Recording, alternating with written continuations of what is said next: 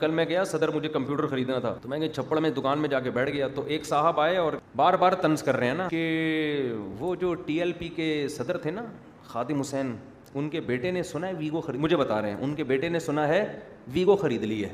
مجھے کہہ رہے ہیں طنز کس پہ ہو رہا ہے میرے. میں سمجھ گیا کہ یہ ٹی ایل پی کے حوالے سے ہمیں سمجھا رہے ہیں کہ تم نے بھی لے لی ہے. اچھا یہ گاڑی میری ہے بھی نہیں معذرت کے ساتھ, یہ بینک کی گاڑی ہے, ہمیں تو رینٹ پہ ملی ہوئی ہے نا. کہنے لگے کہ ایک صاحب نے نیچے کمنٹس کیے کہ خادم حسین رضوی صاحب کے بیٹے کا نام کیا ہے جو بھی سعد رضوی صاحب. کہتے ہیں میں نے دیکھا کہ نیچے کسی نے کمنٹس کیے ہیں مولانا سعد رضوی صاحب آپ ویگو میں گھومیں ہم اچار روٹی پہ گزارا کر لیں گے. یعنی طنز کیا نا کہ یار تم مولوی لوگ ویگو میں گھوم رہے ہو. اور کہنے لگے کہ وہ ان کے سعد رضوی صاحب نے پیچھے گارڈ بھی رکھے ہوئے ویگو میں اور بڑی ٹھاٹ باٹ اور بڑے عشق رسول میں بڑے ٹھاٹ باٹ. تو اصل میں سعد رضوی صاحب کا لیبل لگا کے سمجھا کس کو رہے تھے اور اپنی غربت بیچارے بتا رہے تھے کہ ہم اچار روٹی پہ گزارا کر لیں گے. مفتی صاحب آپ کس پہ گھومیں گارڈوں کے ساتھ. میں نے ان کو جواب نہیں دیا لیکن میں نے کہا میں جواب ریکارڈ ضرور کرواؤں گا کیونکہ یہ اعتراضات بہت سارے لوگوں کو علماء پہ ہوتے رہتے ہیں. دیکھو اگر کوئی حلال پیسوں سے ریوو میں ویگو میں ہیلی کاپٹر میں جہاز میں لینڈ کروزر میں حلال پیسوں سے گھوم رہا ہے نا, کوئی حرام ثابت نہیں ہے اس کے اوپر, تو گھومنے دو اس کو. ہمارے نبی آخری نبی تھے تو اللہ نے آپ کو ایسا بنایا کہ کل کوئی غیر مسلم آپ پر انگلی نہ اٹھا سکے. لیکن یہ کوئی صرف اتنی بات حق کا معیار نہیں ہے. سلیمان علیہ الصلاۃ والسلام وہ بھی تو اللہ کے پیغمبر تھے, کیسی ٹھاٹھ والی زندگی تھی ان کی.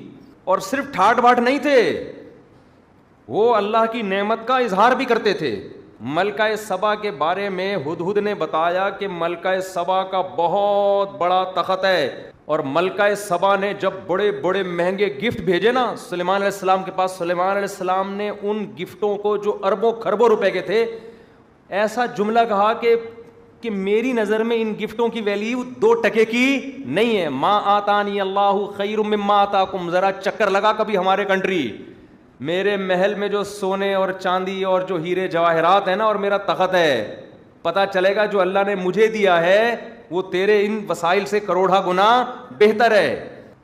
بل انتم بہدیتکم تفرحون, اور تو اپنے گفٹ پہ جو اترا رہی ہے نا, یہ جو چل رہا ہے کہ میں نے اتنے اور آپ کا یہ بھرم میں لینے کی کوشش کی ملکہ سبا نے, بھرم میں لینے کی کوشش کی نا, جب میں اتنے مہنگے مہنگے گفٹ بھیجوں گی سلیمان علیہ السلام کہیں گے بھائی یہ تو بڑی پاورفل ریاست ہے, بھائی ان کی معاشی لحاظ سے بڑے مضبوط ہیں یہ لوگ, بڑی ارب پتی عورت ہے یہ. سلیمان علیہ السلام نے وہ گفٹ سارے واپس کیے, چل ایسے کر کے نا. تو اب آپ بتاؤ بظاہر تو یہ شو بازی لگ رہی ہے نا, لیکن یہ اللہ کے لیے شو بازی تھی. تو وہ مجھے نا ٹی ایل پی کا حوالہ دے کے کہہ رہے تھے کہ دیکھو ویگو, لیکن میں اصولی بات کرنا چاہتا ہوں, کبھی بھی کسی کے بارے میں نیگیٹو تبصرہ فوراً نہ کر دیا کرو, یہ بدگمانی ہے.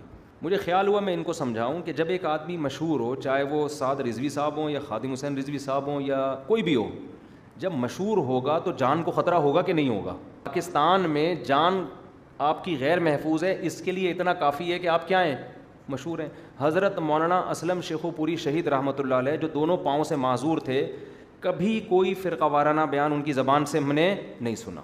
انتہائی پازیٹیو وے میں قرآن کی خدمت کر رہے تھے, بہت میٹھا لہجہ تھا ان پر. تو لوگوں کو یہ اعتراض تھے کہ سخت بیان کیوں نہیں کرتے, یہ اتنے میٹھے بیانات ان کے ہوا کرتے تھے.